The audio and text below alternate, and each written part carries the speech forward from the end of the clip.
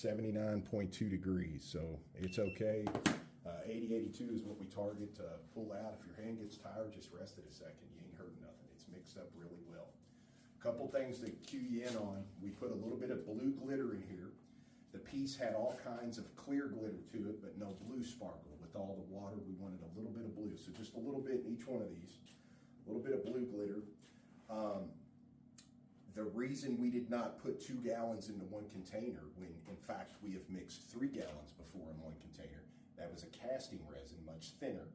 You can mix more volume at one time versus a tabletop resin is thicker, so you don't want to mix any more than a gallon per rip.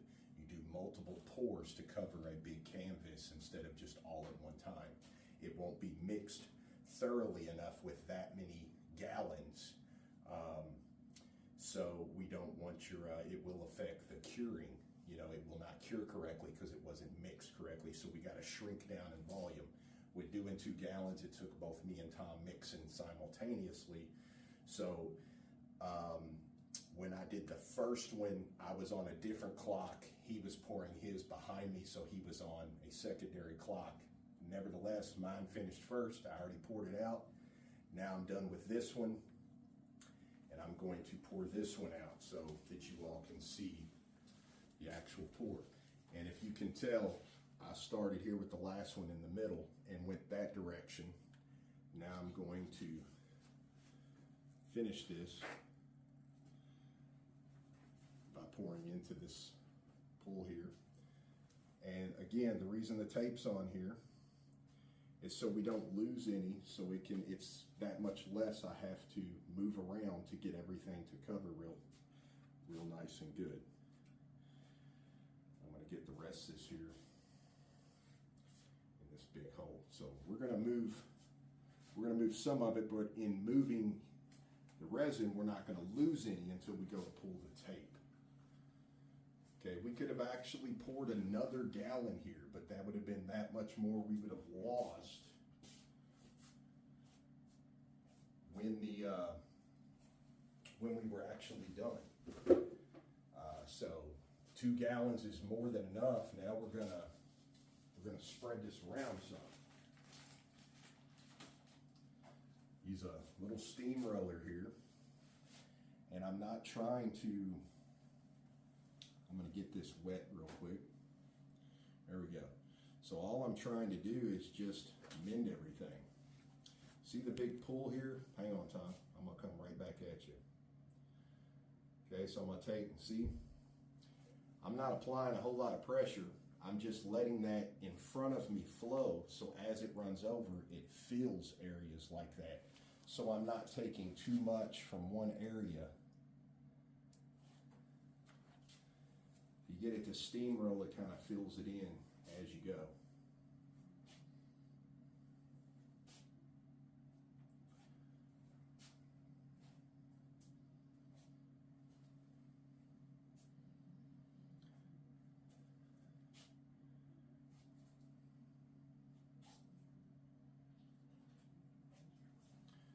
There we go.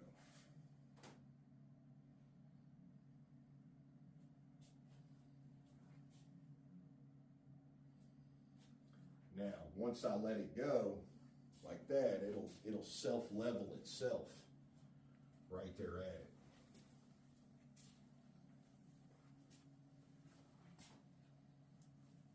I'm just getting this last little bit here to come on and close.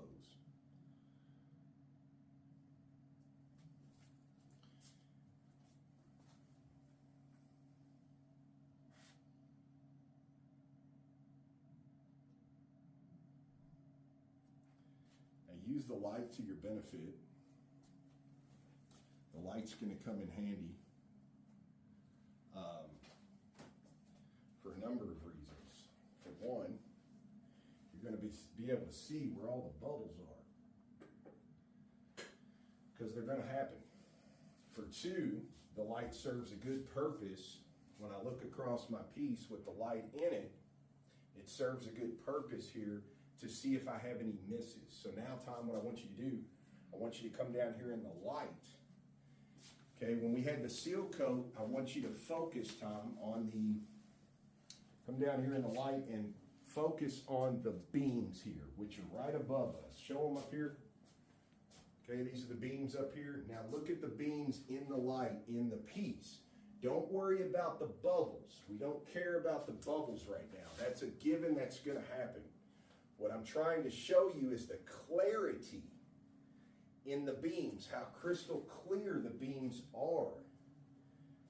That stems back to we mixed correctly. The correct amount of part B to part A 1-to-1 ratio. So if you get ready, if you've done your allotted times, we were mixing those for about 6 minutes. That is a rough estimate. Depending on where you live, depending on the temperature in the room, depending on a lot of other factors, you might go more than 6 minutes. And I'll tell you, me and Tom just went 7. Okay?